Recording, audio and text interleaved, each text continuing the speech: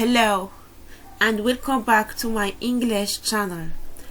In this video I'm going to discuss how we can use prepositions of place. There are lots of prepositions. For example, at, on, in, above, next, by, between, but I'm going to focus today only I'm focus only of three: on and in and at. So let's start the first preposition, in, when we use it and how we can use this preposition. So we use in for in enclosed space. What do we mean by that? Enclosed space means that we have something inside a space. For example, here in a room, so we have something inside, maybe in a room, maybe inside a room or a garden or building or park. So something inside a space, in a room, in a garden, in a building, in a park, or other things. Okay, we use also in with a line or a row. So if we have something in a line or a row, we use also in, and we use it for if we have something inside the water. Okay, for example, oh look, you have something in your cup of tea.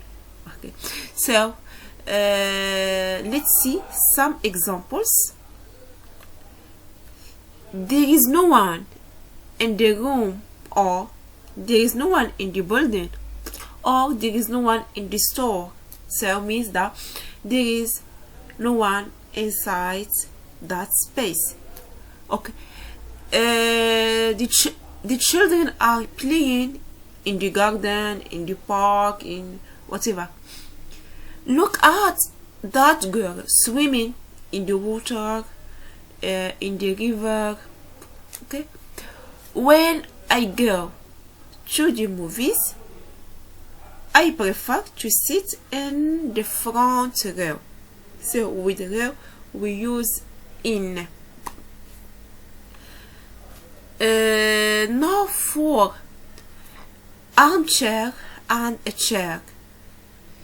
We see sit in an armchair but on a chair.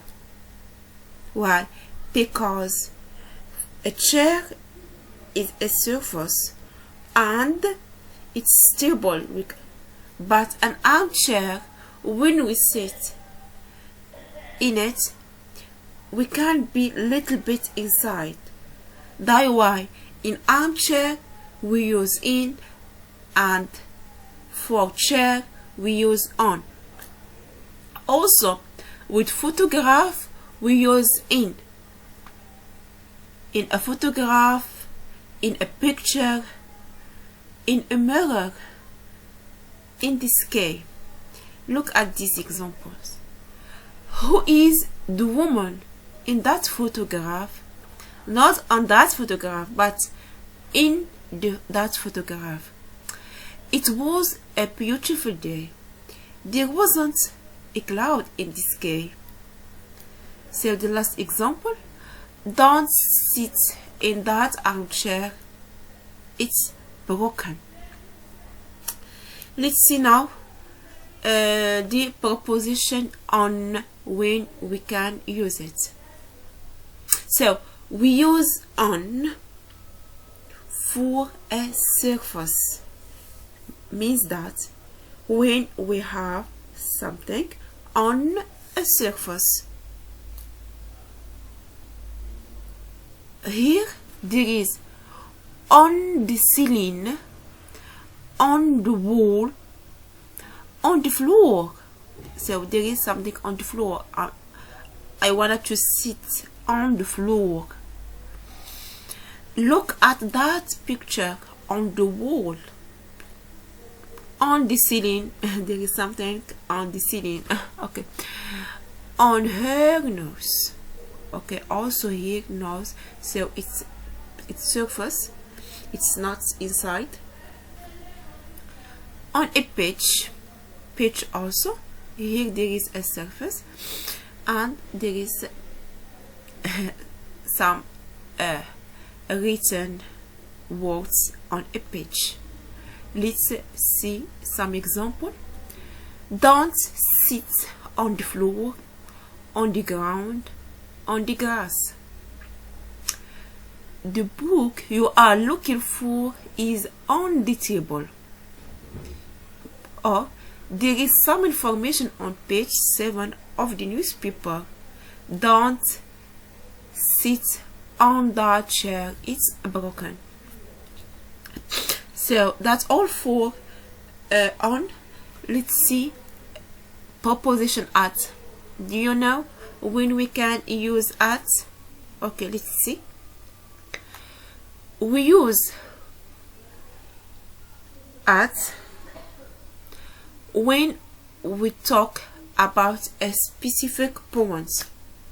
For example, at the bus stop, at the door, at the window. So we identify one point when we are standing or where there is something.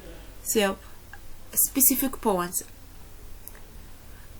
At the top, for example, of the page, at the bottom of the page, at the end of the street. So his is the end of the street, at the end of the street. So we identify the place exactly. Let's see some examples. Who is that man standing at the bus stop, at the door, or at the window? Turn left at the traffic light. If you leave the hotel, please leave your key at the front desk. Write your name at the top or at the bottom of the page. Now we will see some standard expressions that we can use this preposition of place with them. Let's see. For example, here for at, we see at home. We cannot see in home. I am at home. I'm at work or at school, at university, at college, at the top, at the bottom. For in a car, we can never see on a car, but in a car, in a taxi, in the sky, in a boat, in a row, in the newspaper, in the sky,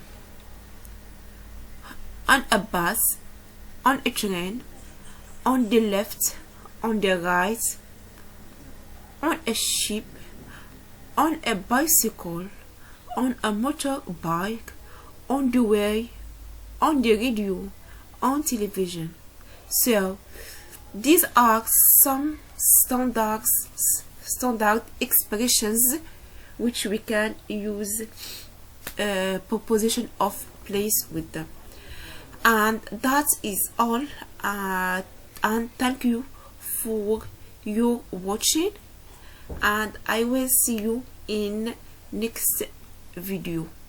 Bye for now.